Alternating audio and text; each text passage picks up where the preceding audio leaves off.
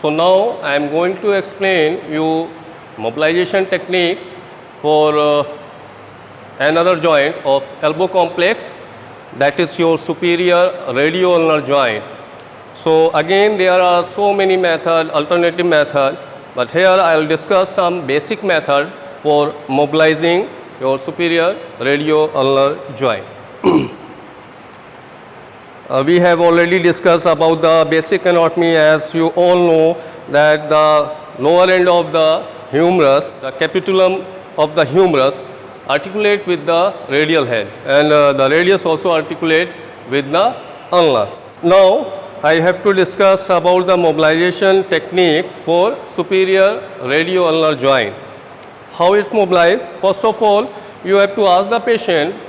There are alternative method, or you can choose any position, but this is most convenient position. So I just ask the patient for assuming this supine lying posture in the middle of the couch.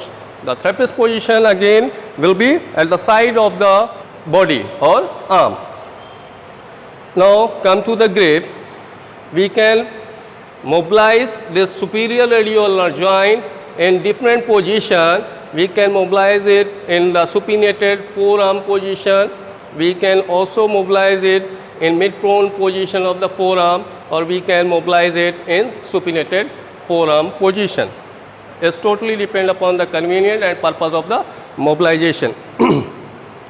Now the point is that how to identify the head of the radius. So first of all we have to identify it. Just have a look over here. This is a depression, or you can say this is a groove, like this is a indentation which is found just posterior to the elbow joint. So you have to place your thumb pad over here, slide it in the downward direction, and you will, when you reach at the edge of this depression, you will find a irregular bony prominence. There will be two different irregular bony consistency will be there. So one is your capitulum and second is your head of the radius. But how to differentiate? Just position your thumb pad over there and then supinate or pronate the hand forearm of the patient like this, and you can appreciate, or you can observe, or you can feel the movement of the head of the radius. Okay. So this is the method for identification of your head of the radius. Now come to the technique. I will choose the position of the forearm in supinated. Okay. So this will be the position.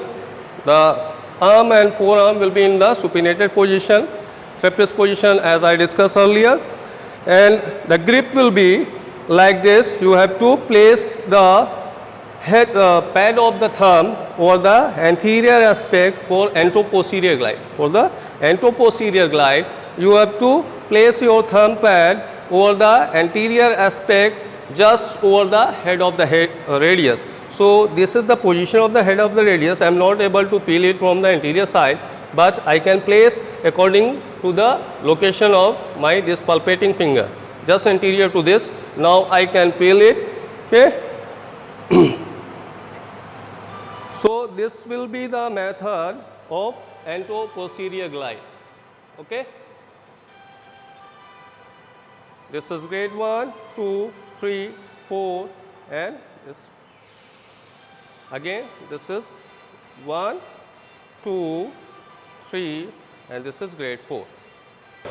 Now come to the next glide, that is postero-anterior glide of superior radioulnar joint. So for that, for me it is very convenient. This mid-prone position of the forearm is very convenient.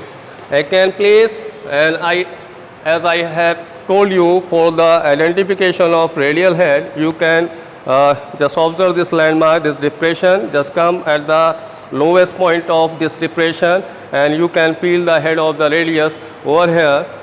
Then position the forearm in mid-prone, and then this will be the glide. You have to place all 8 fingers of both hands on the anterior aspect of the forearm for providing stability to your thumb pad. you can place your both thumb and you can reinforce by another thumb like this. Now this will be the glide for posto-anterior glide for superior radioulnar joint.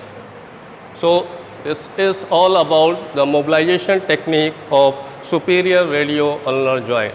There are two glides, anteroposterior and posto-anterior.